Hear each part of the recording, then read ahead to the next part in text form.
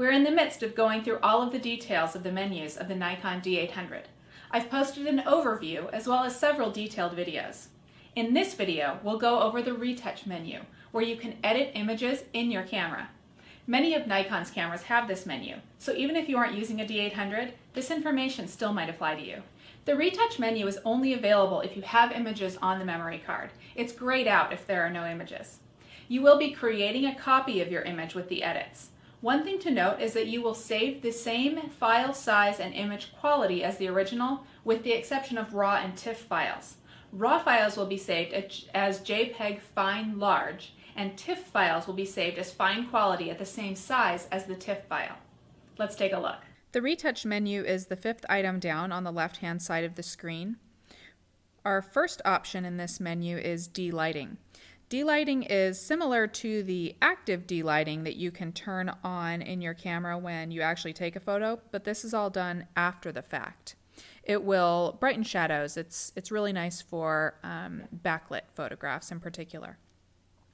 When you choose it, you can choose your photo, and then you have three options. You can choose low, normal, or high. And then you see on the right-hand side the changes in your photo and your original photo on the left-hand side. If you want to save this image, you just hit OK, and the image will be saved to your memory card. Now we see we have the updated file, and if I scroll through my images, I can see that I also still have the original file. Going back to the menu, I also have red eye correction. And here I would need to choose my image again, just like I did before. But in this image, it says it's unable to detect any red eye correction available, so I can't even do that one. I'm going to hit menu again to leave that option. My next option is trim.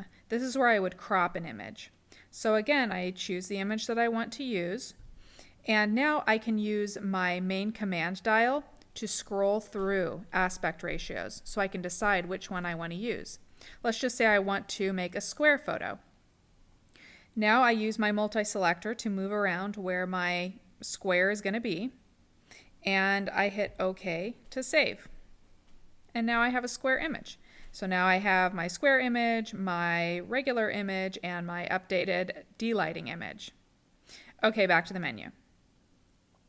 Next is Monochrome. In Monochrome, you would do exactly what you think you're going to do. You can change the image to monochrome. You have three options here. You have black and white, sepia, and cyanotype.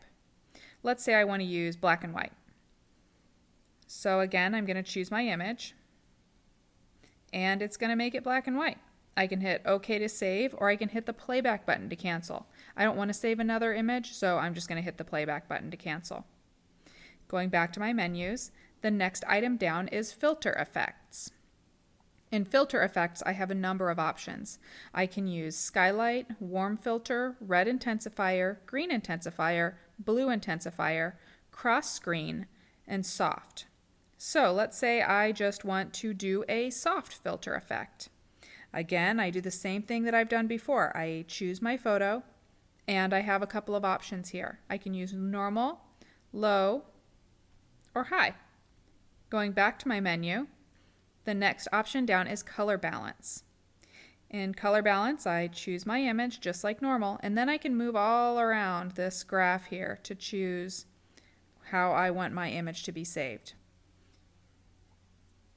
In image overlay, you can combine two existing raw photographs to create a new photo that is saved separately from the two originals, but they will be overlaid.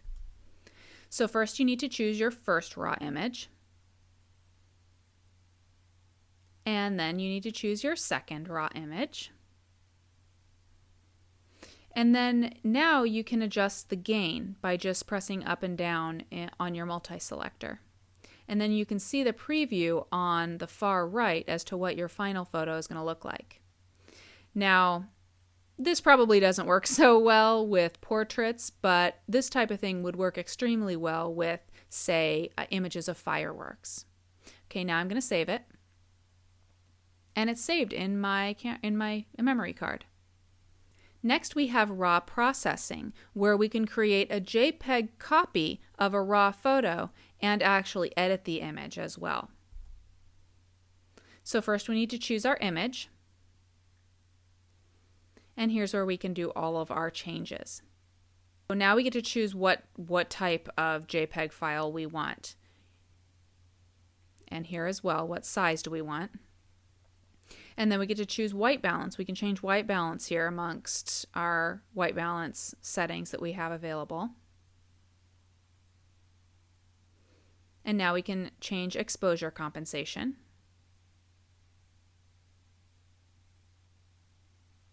We can also change picture control.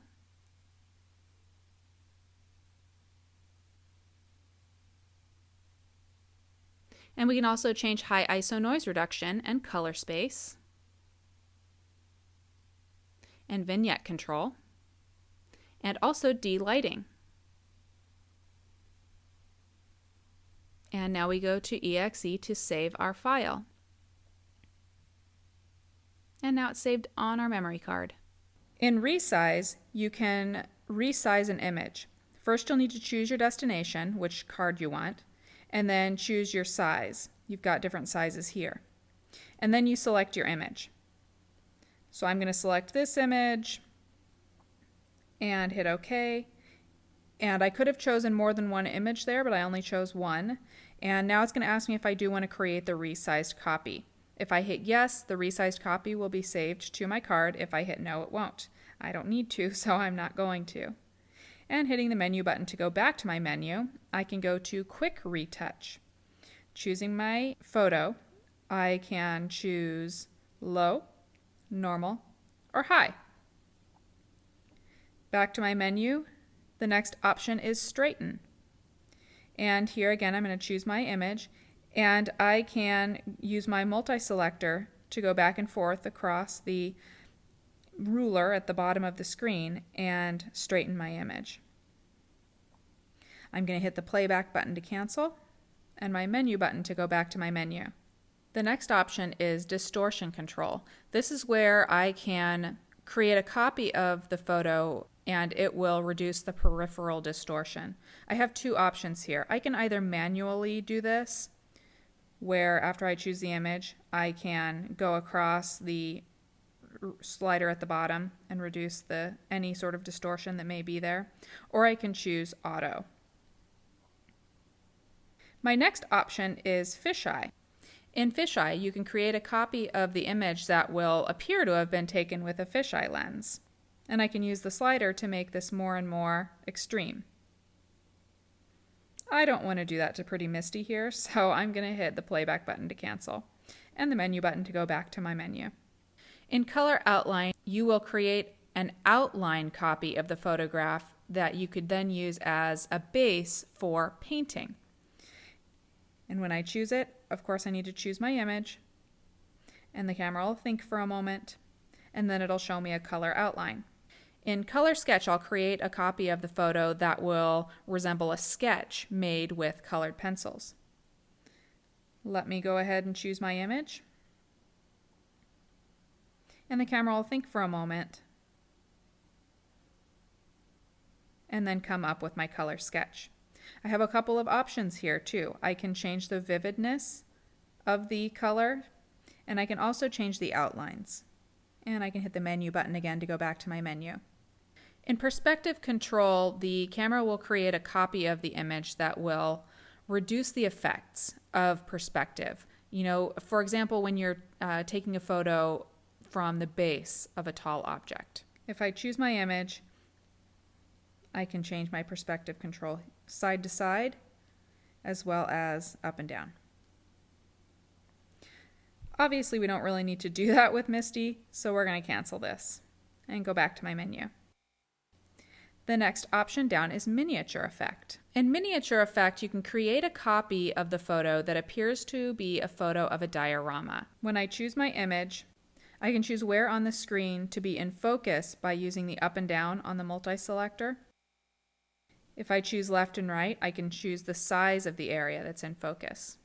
Back in my menu, the next option is Selective Color. In Selective Color, I can create an image where only the selected hues will appear to be in color.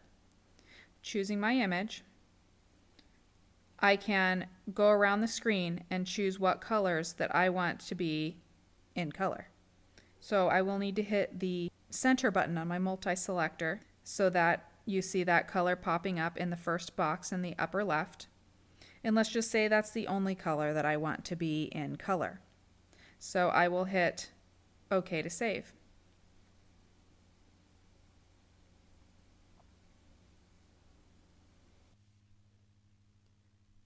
And our last option on the Retouch menu is Edit Movie.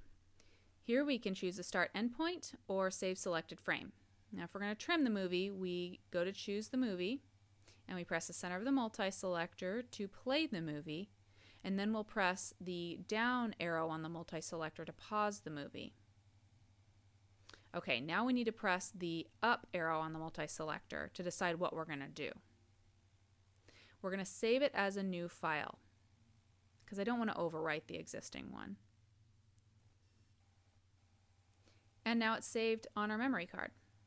You can see we have the two versions here. So our other option is just to save a selected frame. So let's go into our new movie here and let's play it and just find a frame. Now I think I went too far. Let's go backwards a little bit by pressing the left arrow on the multi-selector. And this one will do. So we press up again and press OK to proceed. And now it's saved on our memory card. The really cool thing about the Retouch menu is the prospect of getting your prints off of your camera without ever even using a computer. You'll still need your computer and photo editing software for in-depth edits, but imagine editing a few photos in your camera, then plugging your SD card right into a photo printer. We still have a couple videos left in this series of the D800 menus. I'll be letting you know on my Facebook page as the others become available. If you haven't found me on Facebook, just search for Snapchick.